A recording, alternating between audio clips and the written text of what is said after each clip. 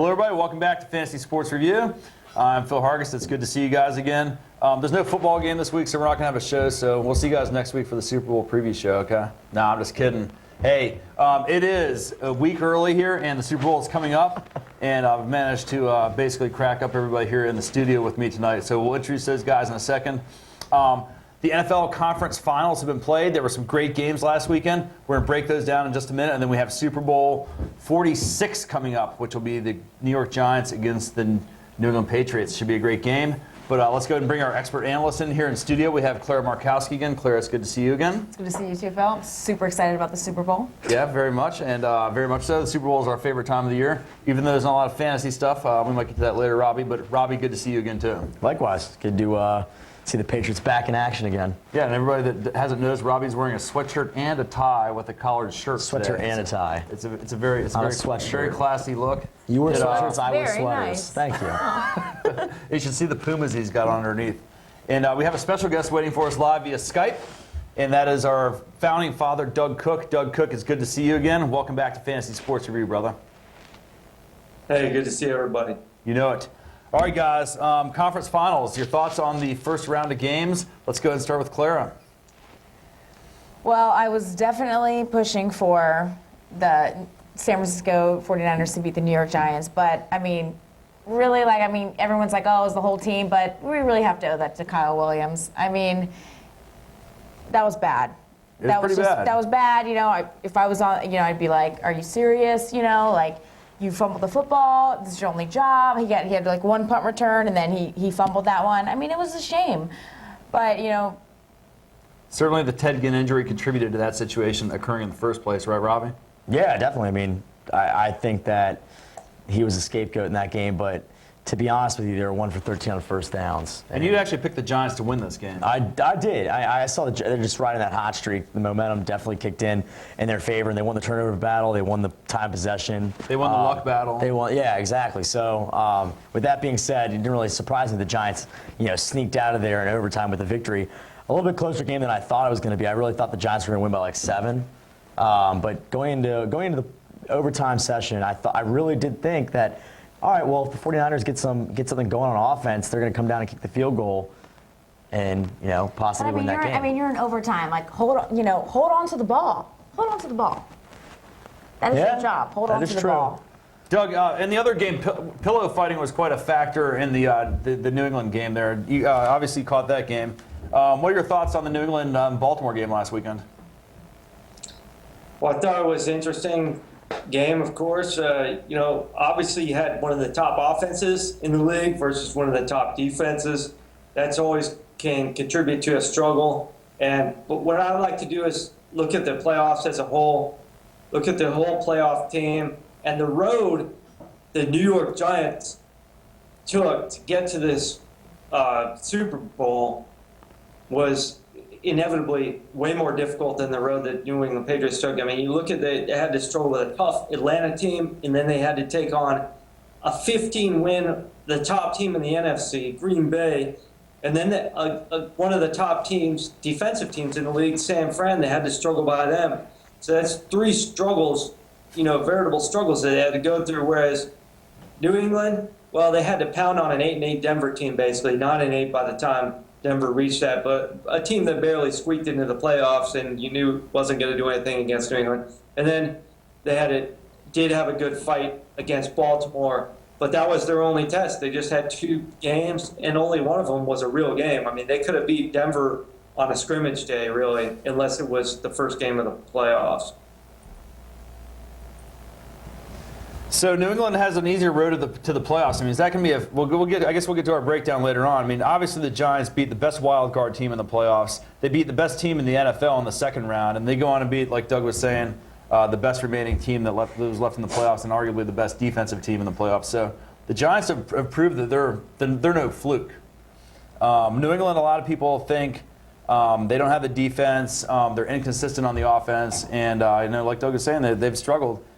Is New England the real deal, guys? Yeah, I think they are. I mean, they've got a lot of going on offense and defense. They've created a lot of turnovers. Tom Brady's playing out of his mind this postseason. And with the emergence of the two tight ends for the New England Patriots, and I think Gronkowski is definitely going to play on Sunday. But Flacco outperformed him in that last game. I don't think so. I mean, he missed a lot of wide open guys. Underthrew some guys. Underthrew some guys on that fourth down play. That was the key play. Threw the ball out of bounds. I mean, you can't have that. He did look pretty bad at times in that game. He looked pretty bad. But so did Brady, outperforming. Yeah, but I mean, he's going up against one of the best pass rushing teams in the NFL. So you think that Brady was scared by that? No, I don't think he was scared. His offensive line didn't really help out. I mean, the tackle position was getting beat down the whole entire game. Suggs coming right off the edge every single time, made it tough for Tom Brady to complete passes. The wide receivers did a great job, I think, on third down, possession game. Wes Welker came up big on a couple of big throws. He always does. Then you have Gronkowski for the injury, and Aaron Hernandez did well, except for that one drop ball they had. But again, and their special teams came down and made it happen. Gostkowski made the only field goal try that he had, and then can't really be the same about the Ravens. I mean, look at this team: drop a touchdown pass, and then 3 seconds later they miss a field goal. So. Well, I mean, I kind of agree with Doug, and saying that New England. The Giants definitely had a tougher road to the playoffs, absolutely. But I believe that New England did not win last week. I believe that Baltimore lost that game. Because I mean, Joe Flacco outthrew Tom Brady. Tom Brady had a couple of interceptions. He just was not looking like the Tom Brady that we all know and love. But I mean, it comes down to the Evans. They were great interceptions, though. Yeah, they were. Evans not holding on to that ball. Sterling Moore played an excellent defensive game, and Billy Cundiff rushing the kick. I mean, I absolutely believe that Baltimore lost that game. I think you could easily make the case that the two most undeserving teams won those games last weekend. Obviously, the way the games would have played out, if the field goal was made by Cundiff, it would have gone to overtime. And anything, who knows what would have happened if San Fran would have fielded that ball. Would they have driven down the field? Would they have punted again? New York had the ball back. So, maybe the games would have ended up the exact same way. I mean, it's impossible to tell, but. The way I saw it, I mean, the two worst teams actually won those games, and you can't actually say that in the NFL like every Sunday. I don't know. Joe Flacco's not an NFL Super Bowl quarterback. I just don't see it. And Alex Smith is absolutely not a Super Bowl quarterback. So yeah, I kind of agree with Rod. But Ray Rice is a Super Bowl running back, and he's like 20 for 60. That was pathetic. Yeah, that was a dime. But credit the defense of the New England Patriots that Vince Wilfork played 67 out of 70 plays. And the guy's 350 pounds. I know you had San Francisco going to the Super Bowl and winning, but is Alex Smith really gonna win this Super Bowl? Doug, help us out here. The two best quarterbacks are in the Super Bowl. I mean, there's no doubt about that. I mean, and usually it takes a key quarterback. Because they're Doug, leaders. we tracked this for years on the show. Normally, you got to have the top-notch quarterback, with very few exceptions, to win the Super Bowl. Isn't that right, Tom? I think that's somewhat debatable, Phil, as far as if you're going to talk about the total playoffs, who is the top quarterback. Obviously, Rodgers comes into the mix and Breeze comes into the mix, and that's why that brings me to my next statistical analysis. Let's look at the regular season top pass offense and worst pass defense. Let's do it. Well, two of the top five are in the Super Bowl. Not only in the playoffs, but in the Super Bowl. The New England with Tom Brady and the New York Giants. And you look at the New York Giants, something looks a little bit out of whack with their statistics on the passing offense. And by virtue of they have 10 less touchdowns than anybody else, which is New England.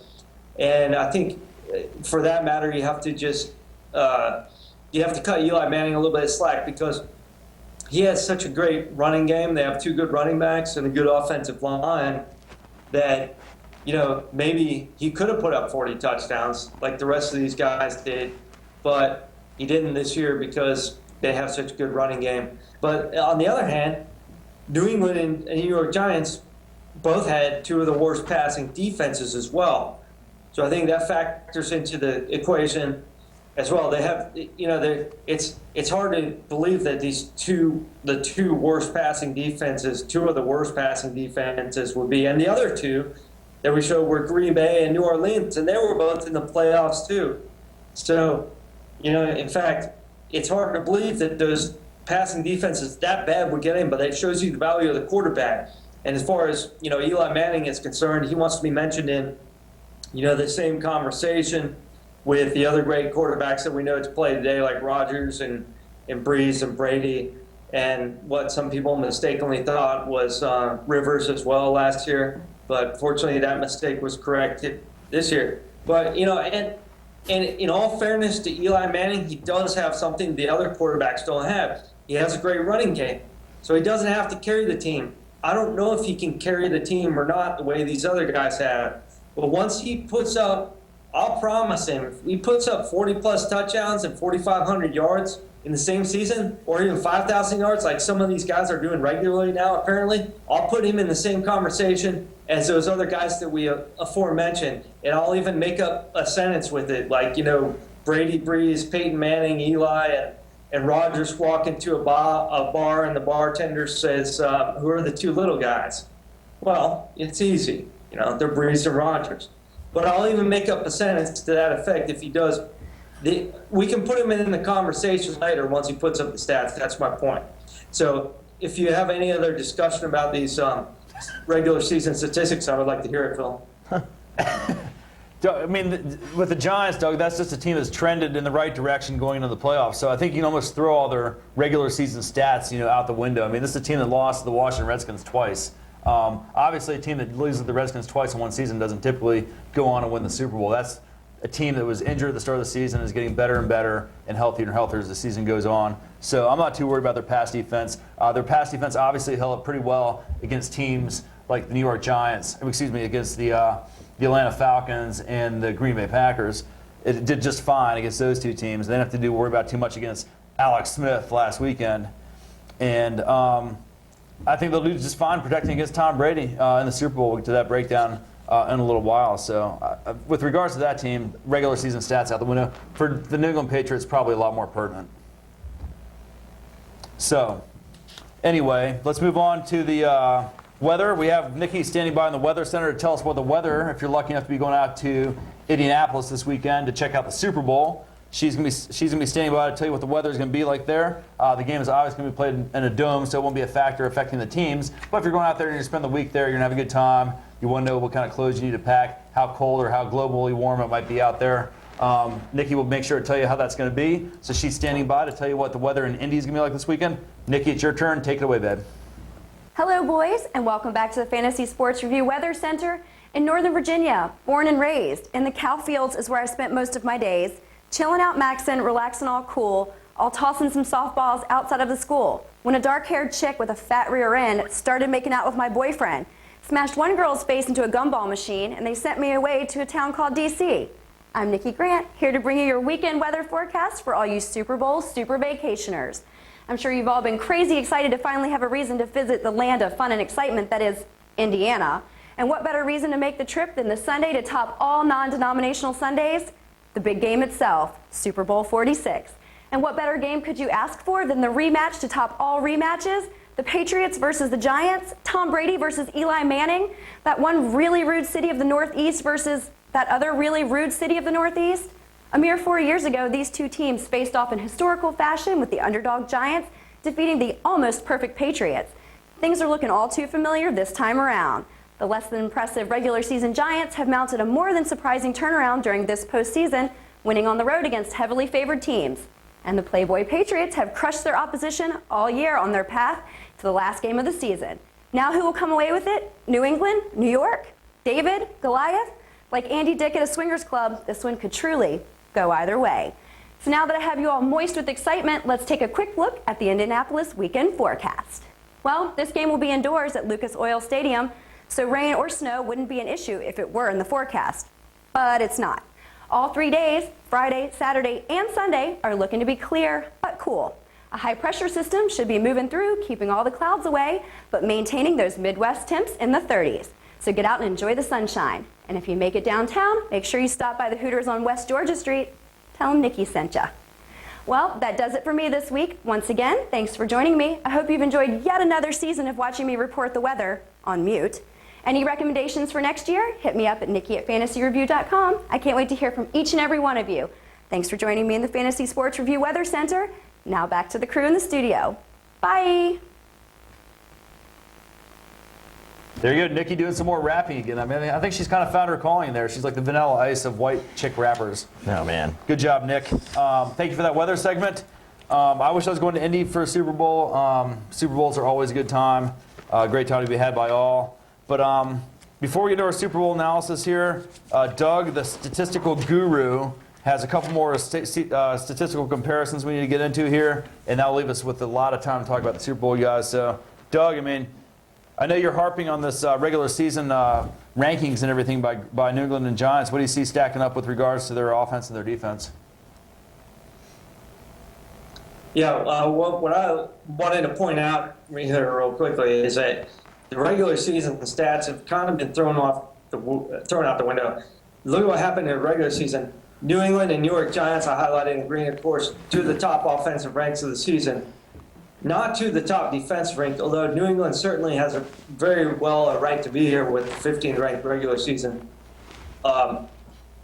Defense. In the New York Giants, though, the worst defense coming into the playoffs was the worst defense of any of the playoff teams. And then I wanted to differentiate that with how it looks now. Because when you look at the postseason defense, all of a sudden, the New York Giants are the best. I mean, they allowed 0 points to the Atlanta Falcons. I mean, the 2 points the Falcons scored were obviously by a safety. So, you're looking at not only two of the top offensive teams in the playoffs, but the two top defensive teams in the playoffs as well, the way that both of them have played. And given New England has only played against a Denver offense that was struggling and then a Baltimore offense that was questionable. And New York Giants have played against some legitimate offenses as well as a struggling offense. So the differentiation there is pretty clear that the Giants are playing their offense is commensurate with what they were doing in their regular season. But they're playing some different kind of defense from what they were offering throughout the most regular season. As Robbie would be happy to point out, they lost to the Redskins twice. I mean, they had some definite defensive problems during the regular season. Doug, I mean, that tells me all I need to hear right there is the New York Giants just played two of the best offenses there in the playoffs, Green Bay and Atlanta, and they're number one in the defensive rankings there. So that's the list I want to be on. You can take all your regular season rankings. I don't care if you're 31 and 32 on that list in the regular season. You can have that list. I want to be number 1 and number 5 or number 4 on those lists in the postseason right there like you're showing. And that's where I'm going to be. You're absolutely right, Robbie. Would you care to address this situation? Yeah, I mean, I kind of agree, but I want to be on the left side of the box score at in the last game. So that's all that really matters. Throw the statistics out of there. I mean, it doesn't mean anything. With a 2-week layoff, these two teams. We talked about this last week, Doug. You missed the show last week because we had Skype disconnects. But the New England Patriots were the exact same deal back in 2003 when they won the Super Bowl. They were like 21st, 22nd in defense in the regular season. They were getting better at the right time, and their offense was. Was that the 16-0 year? No. It was First their Super first Bowl. Super Bowl that they were in. Oh, okay, I thought you meant the Giants was the 16-0 year, right? Yes, yeah, and yeah. we could draw those comparisons right now if you'd like. There are no undefeated teams in the Super Bowl, but since we've gotten there, it is Super Bowl 46 time. It's going to be the New York Giants and the New England Patriots. A rematch of Super Bowl 42, because I was at 43, so I can remember that. That's easy to remember. This is a rematch of the game, completely different teams. The chemistry of these teams has changed a little bit. Same quarterbacks, but a lot of the same players, too. I mean, it's still going to be Brady and Manning. I don't even know where to start with this game. There's so much to talk about, Clara. You were starting to talk about it, so what do you see as the similarities and what are some of the differences? I mean, both teams definitely are capable of winning, and I think it basically comes down to, who's going to lose it. Not who's going to win it, but who's going to lose it. Mistakes and everything that's going on. Both teams have been awesome, but Tom Brady cannot play a game like he played against the Ravens. A couple of interceptions. He did not look like the Tom Brady. I mean, don't get me wrong. The Ravens are a little bit better than the Texans. They're a lot better than the Denver Broncos. But Tom Brady's got to be on point. He's we've got to complete these passes. He's got to get the open receiver.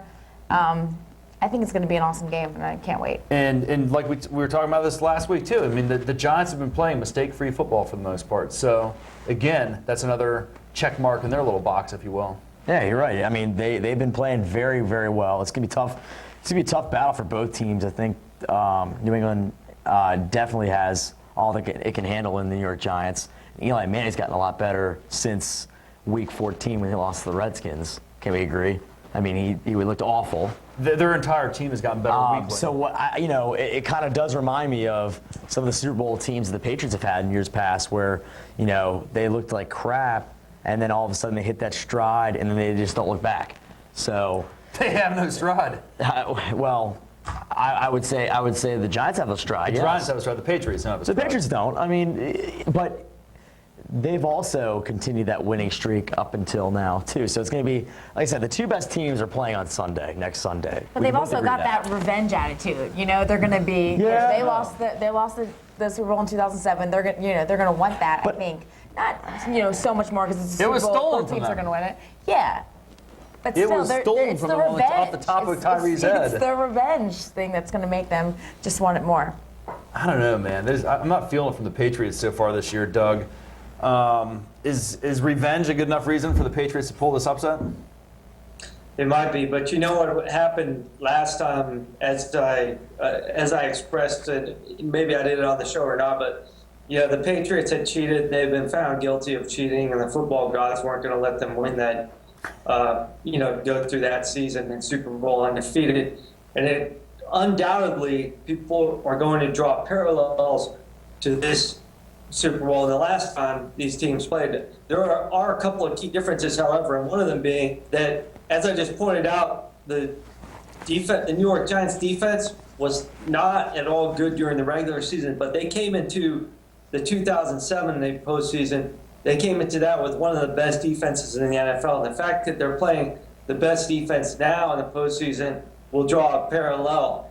But I think at this point, I think it seems like they seem to be a team of destiny, and their defense has risen to the occasion. They can beat anybody. If they can go to Lambeau and beat Aaron Rodgers in that offense, I'm pretty sure they can beat Brady. And they've already beaten Brady. They've already beaten the New England Patriots this year, Robbie. The Giants aren't even the same team that beat Brady. They're better now than when they beat Brady earlier in the season. You can say that in 08 when the Patriots went to the Meadowlands and beat the Giants and kind of destroyed them, and going 16-0 that game. That was the last game to make it 16-0. To make 16-0. So you can say the same thing. I just think it's going to be a little bit tougher for the Giants to really continue this win streak that they've really been on. I think so. It's just going to be, it's tough to roll through the streak they've gone on. I mean, when's it going to stop? When's it going to end? And to me, I feel like New England's got the edge, not only coaching-wise, offense. I mean, you can talk about their wide receivers all day long, but the Patriots have proved they can pretty much cover anybody. And we gotta kind of throw this myth that the Patriots have a bad defense now because they've been doing so well in the playoffs. They played two lousy teams. I know they played two lousy teams. I get it, but Offensive teams. they allowed Ray Rice to 60 yards all purpose. Dude, that was terrible offensive calling on the Ravens' part, though. Well, you can say what you want. I mean, we could both argue that was a great offensive play calling scheme. Well, Belichick is going to single out a guy like Ray Rice, and that was obviously their plan goal. Absolutely. So, are they going to single out Hakeem Nicks, Mario Manningham, and Victor Cruz? They might. But who knows? I think it's still going to come down to turnovers. Are you going to give the other team a short field to work with? And what offense shows up that day? I don't know about you guys, but I could easily see a turnover-free game. So I need to see something more in New England's favor, to more concrete, because I don't think turnovers will be a factor in this game. I think absolutely missed field goals will be a factor in this game. No, because both kickers are really good. I think that it's really going to come down to. I'm not going to say the last possession, like the Super Bowl, 44 or 43.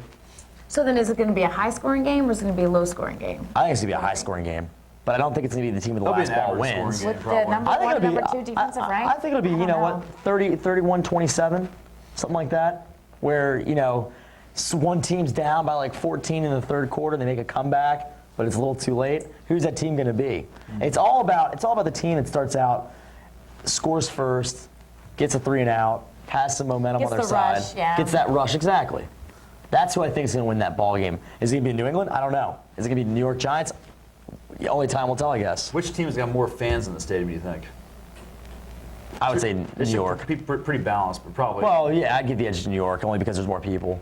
Okay, guys. Well, let's get down to our predictions for this game.